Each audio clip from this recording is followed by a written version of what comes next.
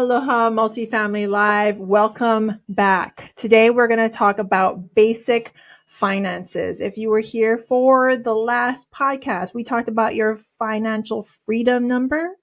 Go to that podcast, listen to it. I swear it'll change your life.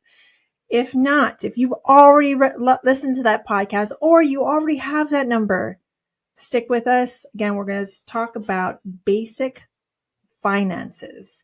You need this before you even think about jumping into real estate. I know a lot of real estate professionals, and there's more of them than you think, that do not have their basic finances tightened up. So like I said, we're going to start with the basics. This is going to be a less than 5 minutes podcast. So I promise you're going to come in here. We're going to learn some stuff, and then I'm going to set you free. Budgeting.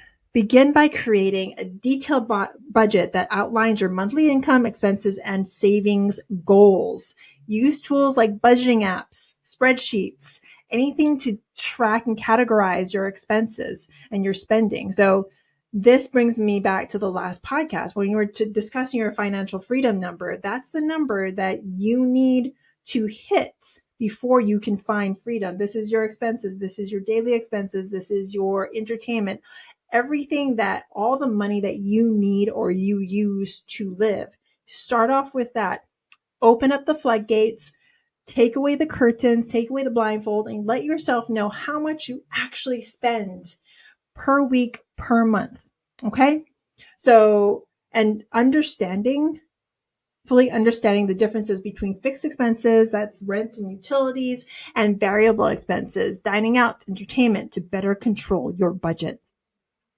So once you have that established, once you have budgeting, and again, you know what? I'm going to stick the disclaimers in here. I'm not a financial advisor. I'm not your CPA. If you have those, please reach out to them. In fact, the tools that I was just talking to you about, you can usually find them within your bank. If you have a checking account, if you have a credit card, talk to your bank and use the apps that they're already providing you. You're already paying for it. You're giving them your money. Get all the information that you can out of your banking institution. Now, savings. Don't worry, I'm not going to go complete David Ramsey on you. Lord knows, saving money on that coffee or Starbucks that you get, that's not going to lead you to financial freedom. It's a good step if you spend too much money on coffee, but it's not going to lead you to financial freedom. So it's crazy how many Americans do not have the wherewithal to have an emergency fund to cover 3 to 6 months worth of living expenses. This is something you should be saving towards. This fund acts as a safety net in case of unexpected expenses or job loss, or you name it. Something happens. It's great to have that capital set aside that you can use for a rainy day. Again, but it all starts with the budgeting, right? It all starts with that financial freedom number. Once you know that number, you know, okay, if this is my total spending for the month, I need to have that times 3, times 6 months. So I have that fund that I can go back to should I need it. Now learn about different savings vehicles, such as savings accounts, certificates of deposit, that's CDs, or money market accounts. Again, I am not the best person to talk about all this stuff. Go to your banking institution. If you are listening to this podcast, chances are you have a credit card, a savings account, a checking account. Even go into your bank. Ask them, hey, I want more information on these savings techniques or these investing techniques. Can you help me? Now let's get to investing, which is my favorite topic. You need to familiarize yourself with basic investment principles, such as risk and return, diversification, and the power of compounding interest. You can start with low risk investment options. Again, talking to your banking institution is usually the best way to go about getting this type of information. And then understand the importance of long-term investing and avoiding impulsive decisions based on short-term market fluctuations. Some short-term market fluctuations, and I know if you're listening to this, you're going to hear it crypto. So Jason and I, my husband and I, have invested and have a sizable investment in crypto because we understand and we have that money that we can invest in that. This crypto is not a long-term solution, my opinion, not financial fact. It's not a long-term solution to your investment needs. Understanding assets and liabilities. So this goes through everything that we've actually been talking about. So assets are things that you own with monetary value, like investments.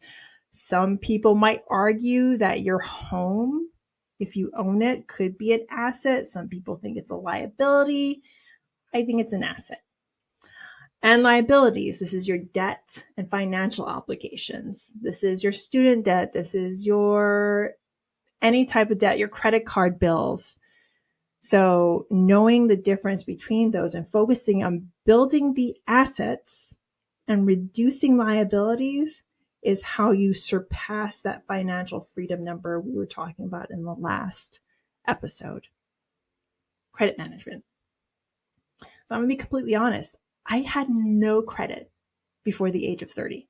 I just had no credit cards. I never learned how to use a credit card. I just didn't need it. I had my debit card. I had money in my bank account. I worked, made money, spent money. Worked, made money, spent money. That's how my 20s and my early 30s were.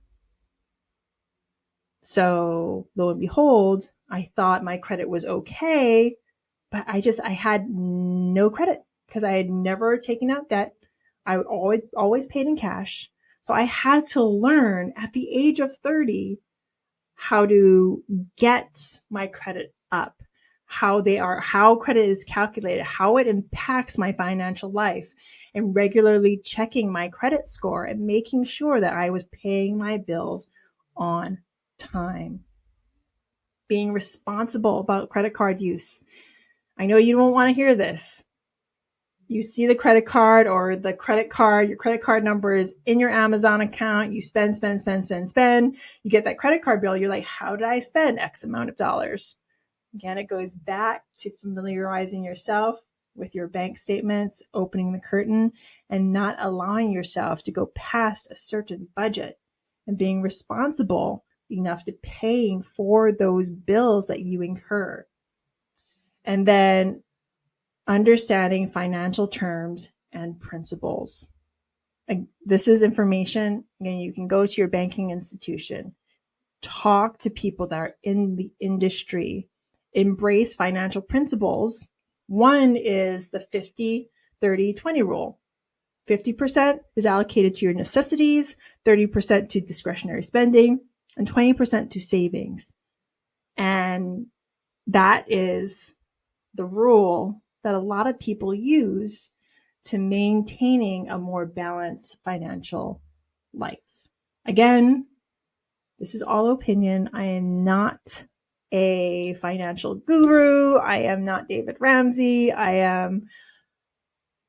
just understand that without having the basic financial knowledge, the basic financial education like this, even if you jump into real estate and you make a big windfall, you're not going to have the financial capability to keep it. You may spend it all. You may put it into investments you shouldn't. Understanding these basics first paves the way to a great foundation for your future. This is how you get to that generational wealth we all so desperately want. Again, my name is Pili Yarusi. Thank you for listening to me today. If you liked what you've heard, please rate, review, and subscribe. It would mean the world to me. And have an amazing day filled with aloha, joy, and just amazingness. Talk to you later. Bye.